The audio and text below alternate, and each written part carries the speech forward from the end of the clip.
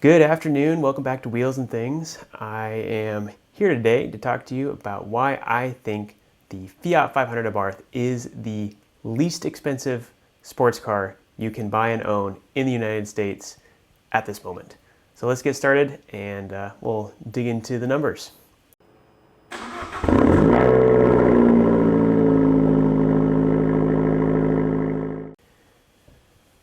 So, you see a lovely spreadsheet here.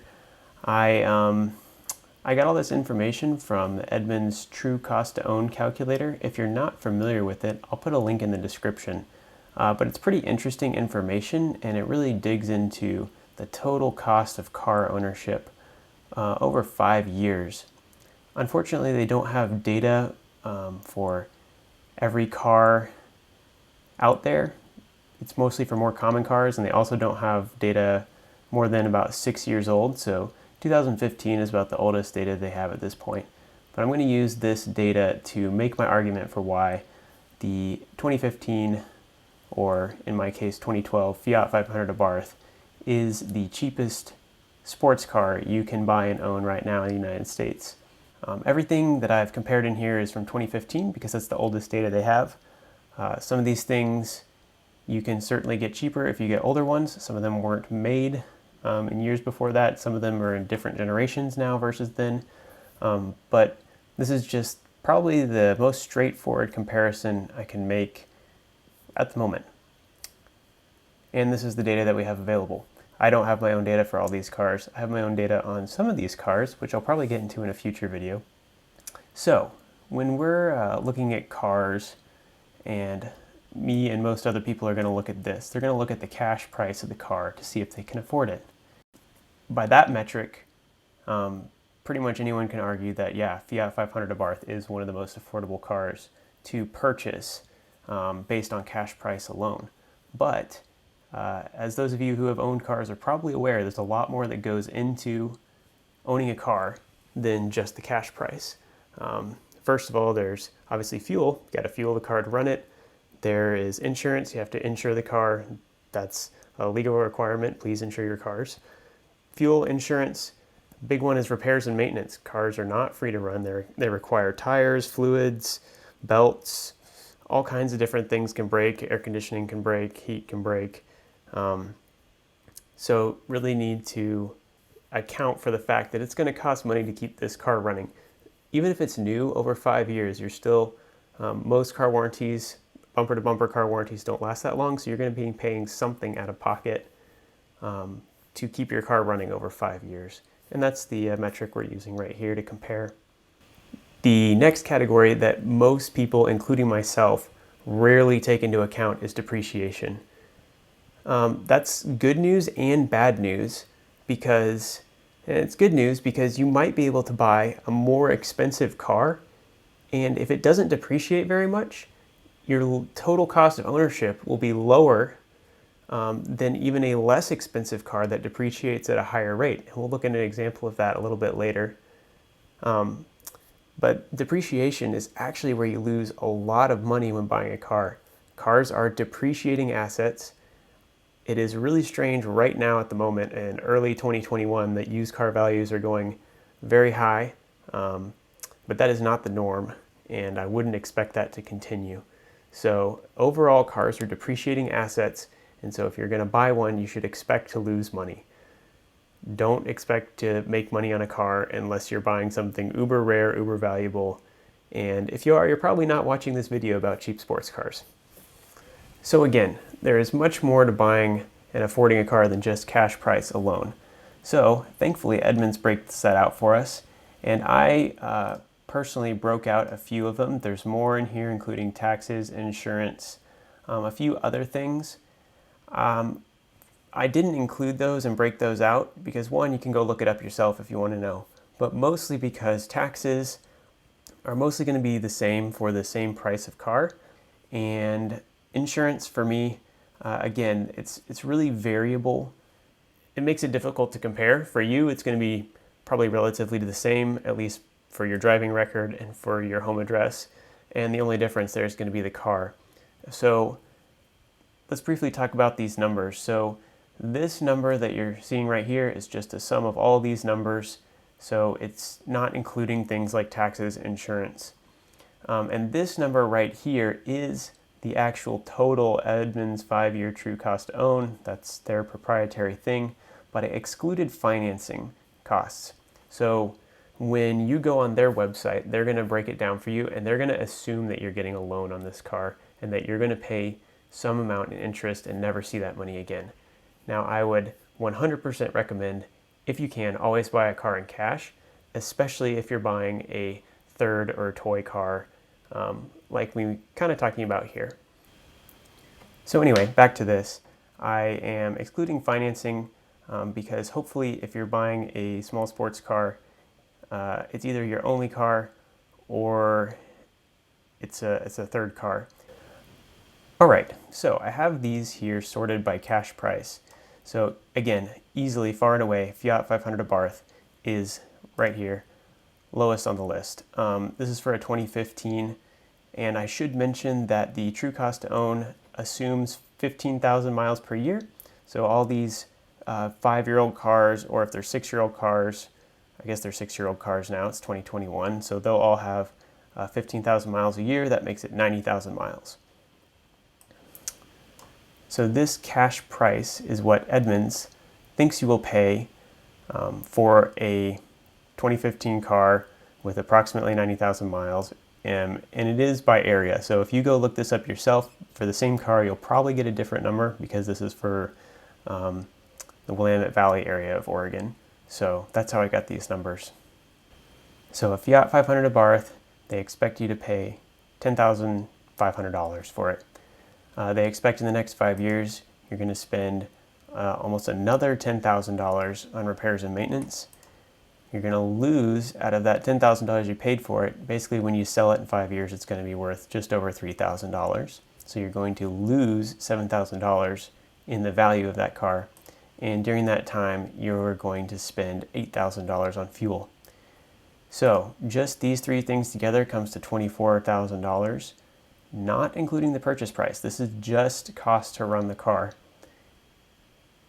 Now, that being said, we didn't include the purchase price, but we did include depreciation. So this would be purchase price minus selling price.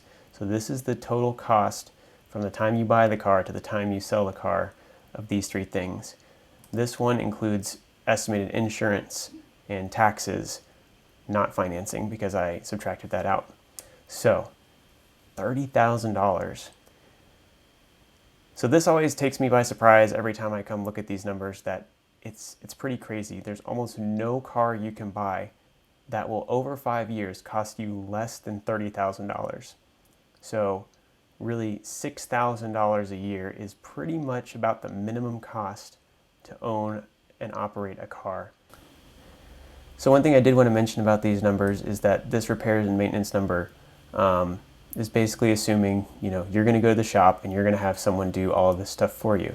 Now, if you're doing your own oil changes, if you're doing your own maintenance, if you're buying your own parts, this number, which is what I'm hoping to have happen, it should be slightly lower, actually hopefully quite a bit lower. I know for my timing belt service, I only spent about $200, whereas the parts and shop time of a professional doing it would have been $800. Overall, the cost to me was about a quarter of what it would have been had I taken it to a shop. Same thing with oil changes. Oil changes typically run for synthetic $60 to $80 at a shop, whereas when I do it myself, it only costs me about $40. Now, it does take me about an hour of my time, especially when it's the first time. It took me more than an hour of my time, but hopefully from here on, an hour of my time and $40, and I'll be able to have that done.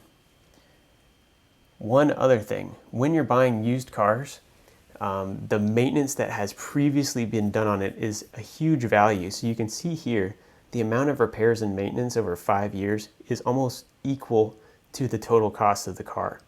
And so I think that's a thing that people forget a lot when you're buying used cars, especially these are all only 6 years old. If you're buying 10-year-old cars, then that's when the maintenance history and maintenance records are a huge value of the car. So if you can find one that has been well taken care of, you should be happy paying a bit more than the standard asking price for that one. Whereas if you find a cheaper one that may not have been maintained as well, like less than Blue Book value, it may really not be worth it, because the amount of maintenance that you're going to have to do can easily outstrip the cost you paid for the entire car. I had this struggle with my Abarth. I only paid $5,000 for it, and that included registration taxes and fees. So I'm really $4,600 into it with just purchase price. But then I need to put new tires on it, at least 2 new tires on it. So that was $300. So now, we're talking a significant percentage of the value of the car plus the timing belt. And so all in, I've spent over 10% of the value of the car just maintaining it and getting it to where it needed to be. So just because the purchase price is cheap doesn't mean that it's going to be cheap overall. Again here, huge factor, especially for used cars, is depreciation. The depreciation on the car basically happens at about the same rate that you're going to fuel it as what you'll see on a lot of these cars. So every time you go to the pump and pay $50, you pretty much just did another $50 in depreciation. So kind of crazy when you think about it. I don't have to pay $50 to fill up my Fiat. It's about $30, but same thing. Every time I go to the pump, I pay $30 for gas. I depreciated my car about $30. So I'm not going to go into a lot of details on these numbers. I'm just going to point out some things that I know from personal experience and some things that might be a little bit different. So for example, right now, Fiat 500 Abarths, 2015 at 90,000 miles is probably going for like $8,000. So they're a little bit steep on this price. Whereas Fiesta STs that's actually pretty close for a 90,000 mile car. As you get newer, they get quite a bit more expensive. So they must be depreciating at a pretty high rate, which we can see here. It's a bit higher than the Fiat. I thought it was interesting that the Fiat and the Ford Fiesta had a similar estimate for repairs and maintenance. I would say I found that to be true.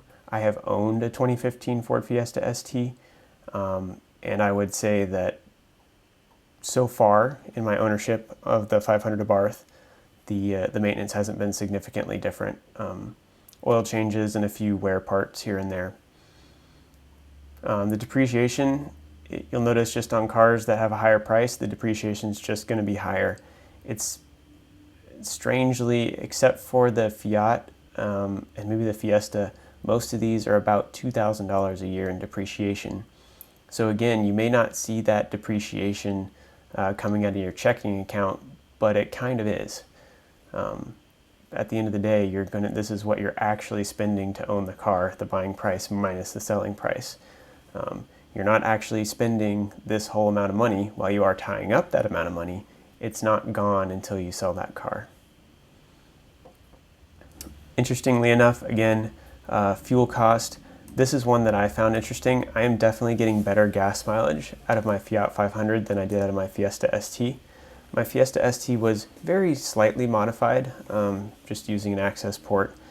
But I wasn't quite getting 30 miles per gallon out of my Fiesta ST, and I'm definitely getting slightly more than 30 out of the Fiat 500 Abarth. So be interesting to see if that holds up long term and how they got these numbers. I threw a Mini Cooper in here because I thought they were interesting. I've definitely looked at them, and they have a really attractive purchase price. But as you start coming over in these categories, you see repairs and maintenance, $2,000 to $3,000 more, depreciation more. Fuel is pretty average, but when you start getting over here to these numbers, Edmunds thinks that it's going to cost you more to insure this vehicle.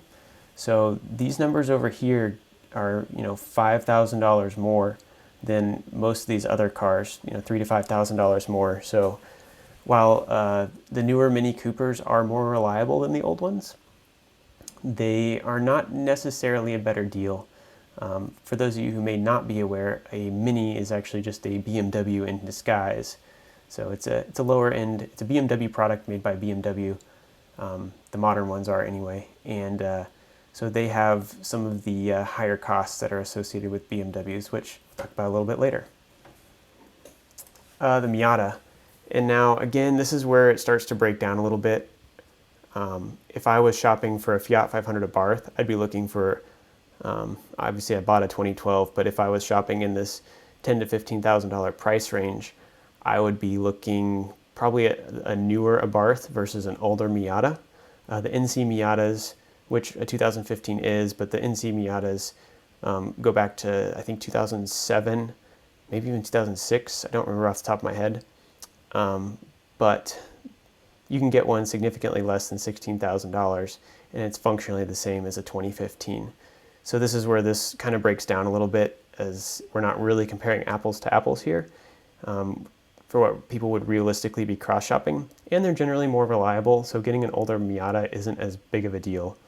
And obviously they didn't make Fiat 500 Abarths before 2012, so you don't have that option. And we see here that repairs, maintenance, depreciation are a bit lower for the Miata. Fuel's a little bit higher, but within the ballpark. And it's actually fairly comparable. And I think that if you got a slightly older one, these numbers would be a little bit lower because the depreciation would be lower on an older Miata. So I think that a Miata is also pretty high on the list of affordable, inexpensive sports cars you can buy in the USA. Probably my number 2 choice after the Fiat 500 Abarth, just for like how little can I spend and still own an awesome sports car. Civic SIs, again, when I was cross-shopping with the Fiat, I was looking at older Civic SIs like the 2006 to 2011-12 generation, not the 2015s. Those are a bit more expensive, but again, pretty in line with the Mazda.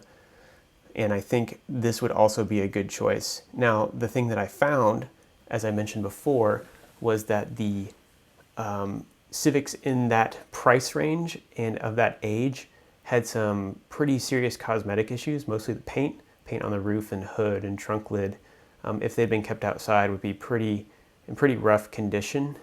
Looking at some other things that you could get if you spent a little bit more money, like the Focus ST, you can see here that purchase price is higher, depreciation is therefore higher, and you'll see this trend all throughout. As the purchase price goes higher, you're going to depreciate more. So that's one great thing about buying a $5,000 car. No matter what I do, I can't depreciate it more than $5,000. So just by virtue of buying that car, I'm already saving money over some of these estimates. So while purchase price, while you could stretch and buy a more expensive car,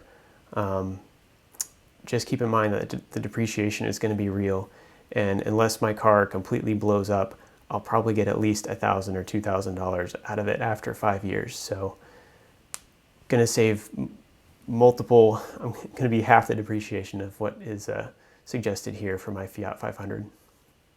Going back to the Focus ST, nothing too crazy to see here. Bigger car, more powerful. It's going to cost a little bit more money, but over the time, about $4,000 to $5,000 more. And so that's, $800 to $1,000 a year over 5 years.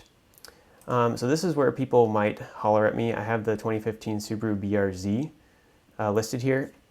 Unfortunately, Edmunds doesn't carry data for Scion, and since in 2015 the FRS was a Scion and not the Toyota 86, as it became in, I believe, 2017, the oldest data we have for the Toyota one, which is generally less expensive, is 2017. So to keep the comparison relatively fair, I went for the 2015 Subaru Brz, even though I realize it commands a premium over the 2015 Scion FRS. But that one, just slightly more on the purchase price, $18,000, a little bit lower on maintenance, but kind of in the same ballpark up here. And then another thing that you can start looking at is 350Zs, 370Zs. Again, in 2015, 350Zs were made, so we had to use the 370, which is, again, going to be a little bit more expensive. Probably wouldn't realistically be cross-shopping a 370Z with a Fiat 500 Abarth, but maybe an old 350Z. So this is where you start looking at repairs and maintenance and comparing those numbers, and they're pretty similar for most of these cars. Obviously, the Japanese cars have a slight advantage here, noticeably less on repairs and maintenance, but not as big as I might have expected. Seems like the American cars here The Fords and the Fiats are all kind of in the $9,000 range, the Subarus in the $9,000 range. And so this Nissan, more than the other two Japanese cars. And interestingly enough, Subaru WRX is some of the most expensive. Kind of makes sense. There's more that can go wrong. It's got a much more complicated, it's got an all-wheel drive system, especially when it comes to tires, all-wheel drive, and Subarus. If you get one flat tire, you do have to replace all of them. So wherever they get these numbers, I'm sure that's driving up the average cost.